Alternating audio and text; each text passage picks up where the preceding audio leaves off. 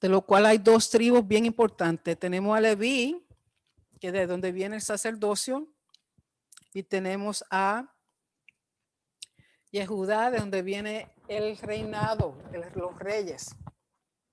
Y luego dice el capítulo 30, viendo Raquel que no daba hijos a Jacob, tuvo envidia de su hermana y decía a Jacob, dame hijos o si no me muero. Y Jacob se enojó contra Raquel y dijo, ¿soy yo acaso Dios que te impidió el fruto de tu vientre? Y ella dijo, he aquí mi sierva Bilha, llégate a ella y dará luz sobre mis rodillas y yo también tendré hijos de ella. En aquel entonces, igual como pasó con Abraham,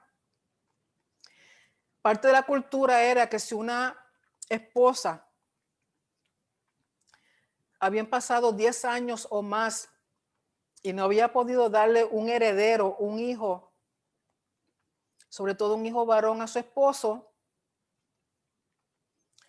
era permitido que la esposa usara a su criada para que su esposo tuviera un hijo con ella, pero ese hijo que tuviera la criada en sí no iba a ser de ella, sino que iba a ser de la esposa. En el caso de Abraham, Agar tuvo un hijo de Abraham, pero era como si hubiera sido hijo de Sara. En este caso aquí, el hijo que va a tener Bilha, ella en aquel entonces la costumbre era que la criada cuando iba a dar a luz se ponía de tal manera que era entre las rodillas o entre las piernas de la esposa y era como si ambas estuvieran dando a luz a la misma vez. Entonces ese niño iba a ser realmente legalmente de la esposa y no de la criada. Por eso le dice Raquel a Jacob, he aquí mi sierva Bilha, llégate a ella y dará luz sobre mis rodillas y yo también tendré hijos de ella. Así le dio a Bilha su sierva por mujer y Jacob se llegó a ella. Y concibió Bilha y dio a luz un hijo a Jacob. Dijo entonces Raquel, me juzgó Dios y también oyó mi voz y me dio un hijo, por tanto llamó su nombre Dan. Y Dan significa juicio. Concibió otra vez Bilha, la sierva de Raquel, y dio a luz un segundo hijo a Jacob. Y dijo Raquel, con luchas de Dios he contendido con mi hermana y he vencido. Y llamó su nombre Neftalí, que Neftalí tiene que ver con lucha, mi lucha. Viendo pues Lea que había dejado de dar a luz, tomó a Silpa su sierva y la dio a Jacob por mujer. Y Silpa, sierva de Lea, dio a luz un hijo a Jacob y dijo Lea, vino la aventura y llamó su nombre Gad, que Gad significa aventura o fortuna. Luego Silpa, la sierva de Lea, dio a luz otro hijo a Jacob. Y dijo Lea, para dicha mía, porque las mujeres me dirán dichosa, y llamó su nombre Aser o Asher, que significa feliz o dichoso. Y luego dice, fue Rubén en tiempo de la siega de los trigos, que es Shavuot, y halló mandrágoras en el campo y las trajo a Lea su madre, y dijo Raquel a Lea, te ruego que me des las mandrágoras de tu hijo. Y ella respondió, es poco que hayas tomado mi marido, sino que también te has de llevar las mandrágoras de mi hijo. Y dijo Raquel, pues dormirá contigo esta noche por las mandrágoras de tu hijo. Cuando pues Jacob volvía del campo a la tarde, salió Lea a él y le dijo, llégate a mí, porque la verdad te he alquilado por las mandrágoras de mi hijo. Y durmió con ella aquella noche. O sea, tenemos que entender que ambas vivían en tiendas separadas. Lea tenía su tienda con sus hijitos y Raquel tenía su tienda con su sierva. Y Jacob, ni muy lento ni muy perezoso, se la pasaba de una tienda en otra con su esposa y luego entonces ahora con las criadas que también le dan como para que tengan hijos con ella debido a la situación. Porque de nuevo recuerden que el tener los hijos era una gran bendición y era un honor. El no tener hijos era una gran vergüenza y mientras más hijos tenían, pues más se consideraba a esa familia o ese individuo, a ese padre, más honrado y más rico. Y la mandrágora realmente no se sabe qué tipo de de planta era. Se piensa que era un tipo de planta que quizá ayudaba a la mujer quedar embarazada, pero no se está seguro, pero por la forma en que lo describen aquí, se creen que ese era el objetivo. O sea, aumentar la fertilidad en la mujer. Y díjole en el verso 18, Dios me ha dado mi recompensa, por cuanto di mi sierva a mi esposo, por eso llamó su nombre Isacar. Isacar significa recompensa, que viene de la palabra en hebreo sekari, sekari, mi recompensa. Después concibió Lea otra vez y dio a luz el sexto hijo a Jacob. Y dijo Lea, Dios me ha dado un buen dote. Ahora morará conmigo mi esposo, porque le he dado a luz 6 hijos, y llamó su nombre Zabulón, que significa morada o residencia. O sea, tienen que ustedes entender que los nombres de los hijos tienen significado. No se da un nombre al azar, tiene o está asociado con el destino de ese niño o con la situación que estaba ocurriendo en el momento. Después dio a luz una hija y llamó su nombre Dina. Dina es el femenino de Dan, también asociado con juicio. Y aunque es la única hija que nombran, no necesariamente es la única hija hembra que tiene Jacob. Recuerden que Dios usualmente nombra a aquellos con los cuales Él tiene un propósito, algo que enseñar, algo que hacer con ellos. No necesariamente significa que esa fue la única hija que tuvo Jacob, porque más adelante, cuando Jacob está bendiciendo a sus hijos, y cuando Jacob le pasa lo que le pasa con José, pues entonces nombran más hijas. Y dice, y se acordó Dios de Raquel, y la oyó Dios, y le concedió hijos. Y concibió y dio a luz un hijo, y dijo, Dios ha quitado mi afrenta. Y llamó su nombre Yosef, diciendo, añádame Hashem otro hijo. Entonces aquí cuando dice que fue quitada su afrenta, el quitado ahí la palabra Asaf, pero cuando habla que dice que añádame Hashem otro hijo, es la palabra Yosef. Y el nombre Yosef, la palabra de añadir Yosef es parecida al nombre Yosef, con la diferencia de que el nombre lleva una vav y el verbo no. Y dice en el verso 25, aconteció cuando Raquel hubo dado a luz a José, que Jacob dijo a Labán, envíame e iré a mi lugar y a mi tierra, dame mis esposas y mis hijos, por las cuales he servido contigo, déjame ir, pues tú sabes los servicios que te he hecho. Y Labán le respondió, halle yo ahora gracia en tus ojos y quédate. Aunque aquí en mi versión dice experimentado que Hashem me ha bendecido por tu causa, en el hebreo dice que he adivinado. O sea que Labán, además de que era medio sinvergüenza, también hacía uso de adivinación, cosas de artes ocultas, que no era lo más apropiado. Dice, he adivinado que Hashem me ha bendecido por tu causa. O sea que reconociendo que la bendición que tiene porque Jacob está ahí. Y dijo, señálame tu salario y yo lo daré. O sea, no quiere que se vaya. Y él respondió, tú sabes cómo te he servido y cómo ha estado tu ganado conmigo, porque poco tenías antes de mi venida y has crecido en gran número. Y Hashem te ha bendecido con mi llegada. Y ahora, ¿cuándo trabajaré también por mi propia casa? O sea que en todo este tiempo que Jacob está trabajando para Labán, realmente no está viendo el fruto de su labor. Trabaja y trabaja y trabaja y no está viendo que está adquiriendo para él mismo, para su familia, para sus hijos.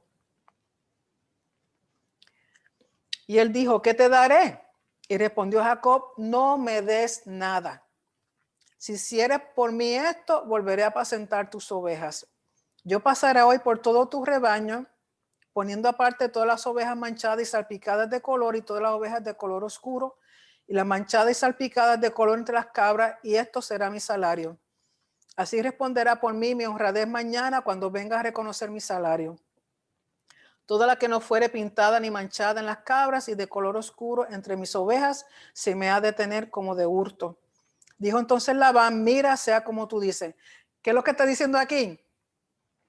Para este tiempo, las ovejas y las cabras de los rebaños las ovejas tendían a ser todas blancas y las cabras tendían a ser todas negras. Y era muy raro que hubiese cabras u ovejas de diferentes colores o que fueran pintas, o sea, que tuvieran manchas o tuvieran rayas. Casi todas eran de colores sólidos. Por lo tanto, Jacob lo que le está diciendo, ok, todo lo que nazca, que no sea de un color entero, o sea, que no sea blanco o que no sea negro, que tenga mancha, que tenga estría o que tenga rayas, lo que sea, esas son las mías. Y las demás son tuyas. Entonces, ¿qué hace Labán? Labán dice, sí, no hay problema. ¿Por qué? Porque no era común que nacieran animalitos de manchas. Por lo tanto, Labán está pensando, ay muchacho, olvídate, nunca va a tener nada porque eso es bien raro que ocurra. Tú quieres las de mancha, él quiere las de raya. No hay problema. ¿Y qué sucede? Dice, y Labán apartó aquel día los machos cabríos manchados y rayados y todas las cabras manchadas y salpicadas de color y todas aquellas que tenían sí algo de blanco y todas las de color oscuro entre las ovejas. Y la puso en manos de sus hijos, dando a entender que ya para este tiempo, después de 14 años de Jacob estar trabajando para Labán y Labán siendo bendecido por la presencia de Jacob ahí, comienza a tener hijos varones. Entonces Labán a los hijos varones, él aparta las cabras ovejas que tuviesen manchas para que Jacob al cuidarlas, o sea, Labán se está creyendo que eliminar aquellas que tuviesen alguna manchita o algo y dejar solamente con colores sólidos que no iban a nacer como las que iban a ser para Jacob. Y dice, y puso 3 días de camino entre sí Jacob, y Jacob presentaba las otras ovejas de Labán. Y no voy a leer todo lo que sucedió, porque básicamente, aunque aquí no está explicado, el procedimiento que hace Jacob de cortar las varas y hacer diferentes cosas con las ramas y las varas verdes de ciertos árboles, y las ponía al frente de las ovejas y las cabras cuando venían a tomar agua y que a la misma vez comenzaban a procrear. Eso hoy día en la ciencia se llama epigenética, donde algo externo al ADN afecta cómo ese ADN se va a manifestar. O sea, el ADN como si no se cambia, pero ya había la herencia en ese ADN de dar los mismos animalitos de colores sólidos como de manchas. Entonces, al ser influenciada esas animales, al ver esas ramas que él puso, que tenían manchas, que tenían rayas, eso influye de una forma, la expresión de la genética de esos animalitos. Entonces comenzaron a nacer animalitos, ovejas y cabritos de manchas y de diferentes colores y de rayas. Entonces así, de esa forma Jacob se hizo de su propio rebaño. Y por si quiere saber un poquito más de eso, yo tengo un estudio, un video que se llama así mismo epigenética, la epigenética, para que usted vea cuán interesante y fascinante es eso de que cosas externas pueden cambiar la expresión de nuestro ADN. Y las cosas externas pueden ser sonidos, pueden ser cosas que vemos, pueden ser alimentos, o sea, una serie de cosas increíbles como eso afecta la expresión de nuestra genética. ¿Qué sucede? Que dice que aunque él no entiende lo que está haciendo, en un sueño el Señor le revela cómo hacer esto para que Jacob recibiera bendición, porque Dios reconoce que Labán todo este tiempo le ha estado robando. Mientras que Jacob ha sido de gran bendición a Labán, Labán le ha estado robando. Y llega un momento en que en capítulo 31, Jacob comienza a escuchar que los hijos de Labán le están diciendo, ay, si tú te estás robando todo lo de papi, mira, tú eres un sinvergüenza y le estás quitando todo lo que tiene mi padre. Y comenzó Labán a mirar de manera diferente a Jacob. Entonces Jacob aprovecha y les deja saber a su esposa, lógico, la saca de donde ellas están usualmente, las lleva al campo y le dice lo siguiente. Dice, en el verso 3 del capítulo 31, dice, también Hashem dijo a Jacob, vuélvete a la tierra de tus padres y a tu parentela y yo estaré contigo. Envió pues Jacob y llamó a Raquel y a Lea al campo donde estaban sus ovejas y les dijo, veo que el semblante de vuestro padre no es para conmigo como era antes, mas el Elohim de mi padre ha estado conmigo. Vosotras sabéis que con todas mis fuerzas he servido a vuestro padre, y vuestro padre me ha engañado y me ha cambiado el salario 10 veces, pero Elohim no le ha permitido que me hiciese mal. Si él decía así, los pintados serán tu salario, entonces todas las ovejas parían pintados. Y si decía, los listados serán tu salario, entonces todas las ovejas parían listados. Así quitó Elohim el ganado de vuestro padre y me lo dio a mí. Y sucedió que el tiempo que las ovejas estaban en celo, alcé yo mis ojos y vi en sueños, y aquí los machos que cubrían a las hembras eran listados, pintados y abigarrados. Y me dijo el mensajero de Elohim en sueños, Jacob.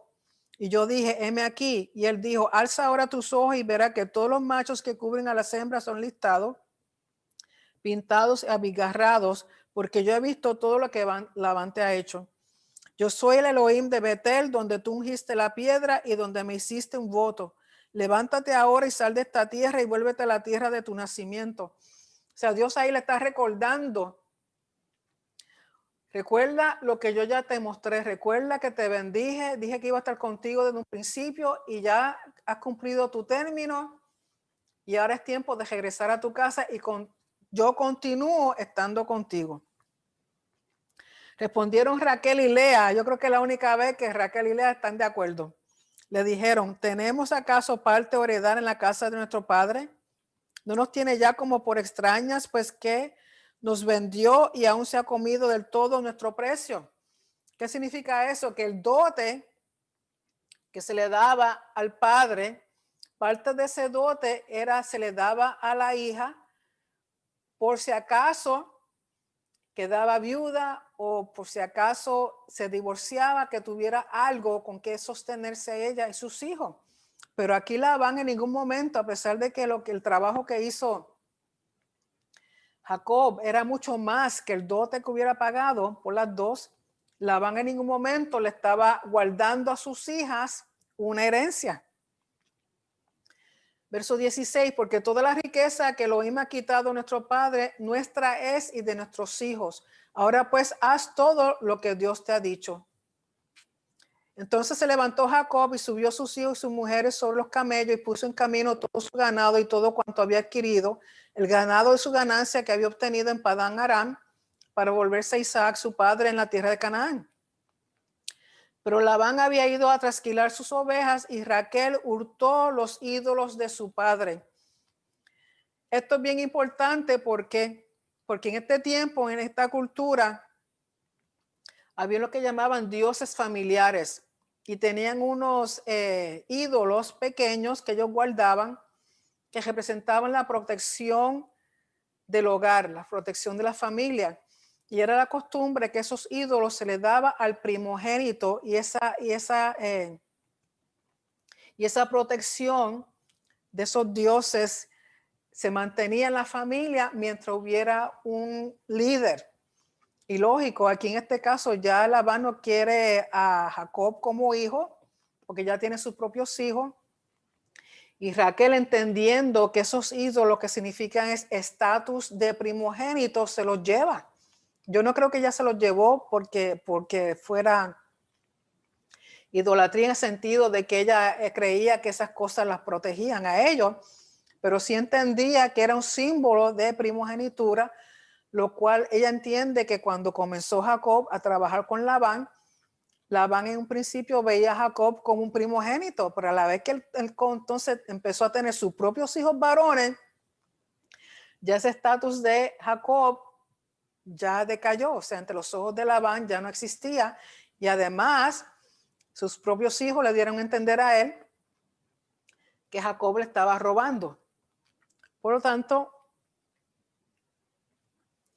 ya aquí lo que vemos es que Jacob sale con su familia, ya hay un término de 7 días de diferencia de camino entre Jacob, y cuando Labán se da cuenta de que Jacob se había ido con sus hijos.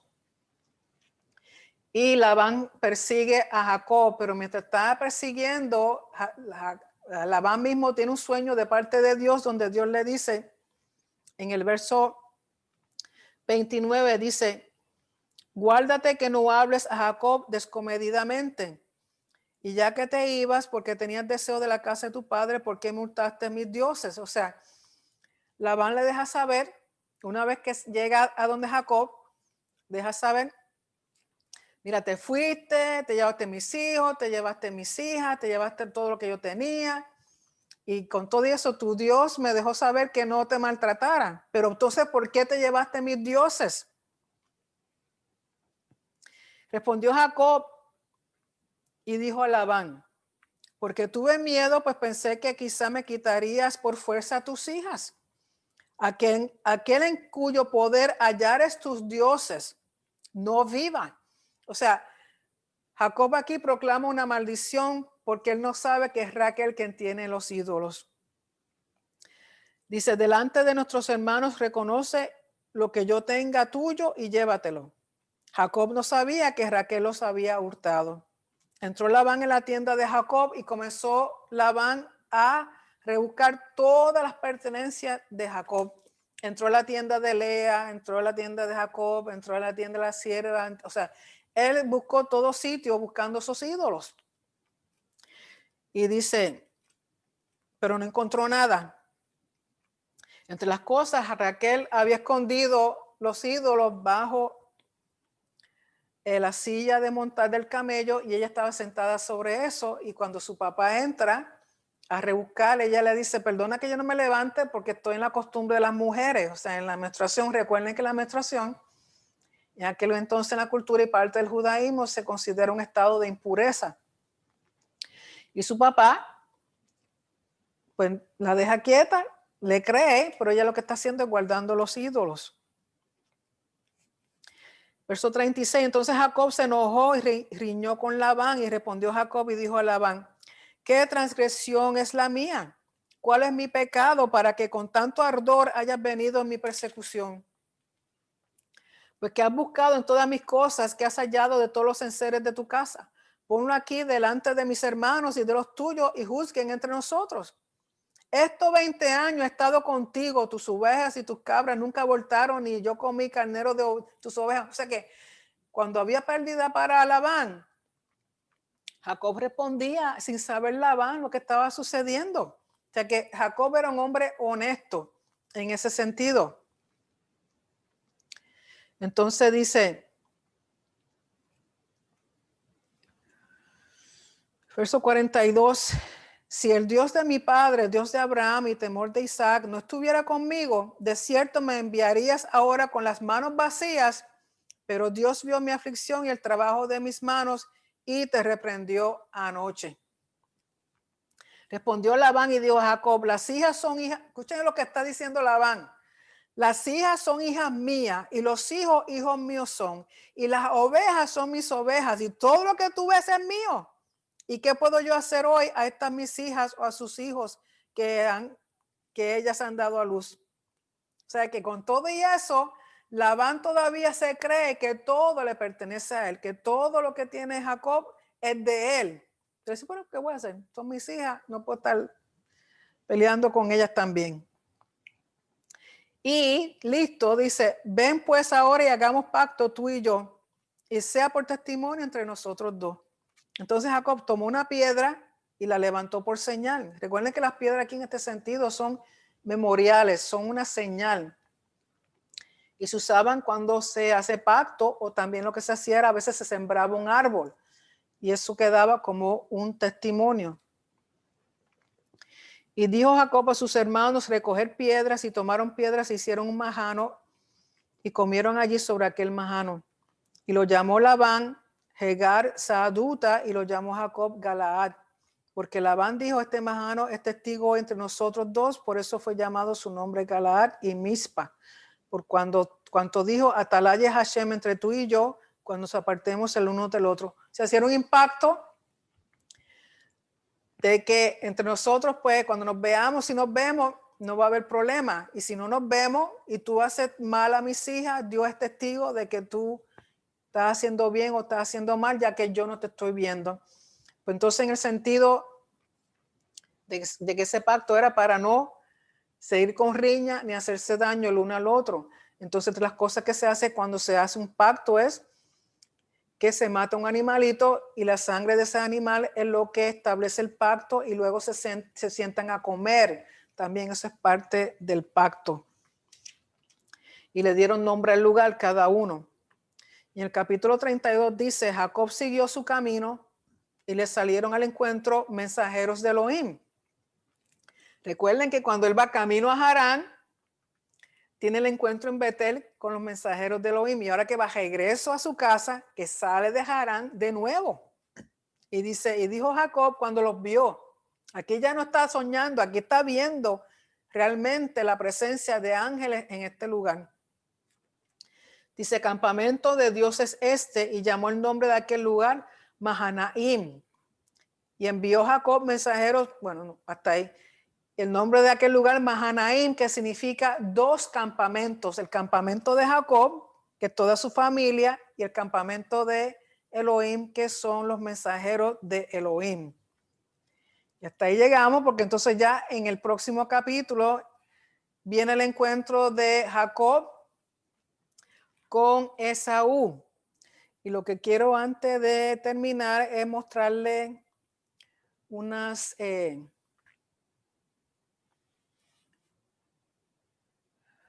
share screen.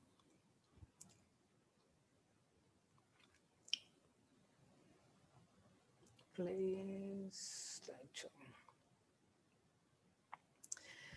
Aquí, esto es lo que yo estaba hablando al principio de Zigurat, lo que en el hebreo le llaman Sulam, o lo traducen como escalera.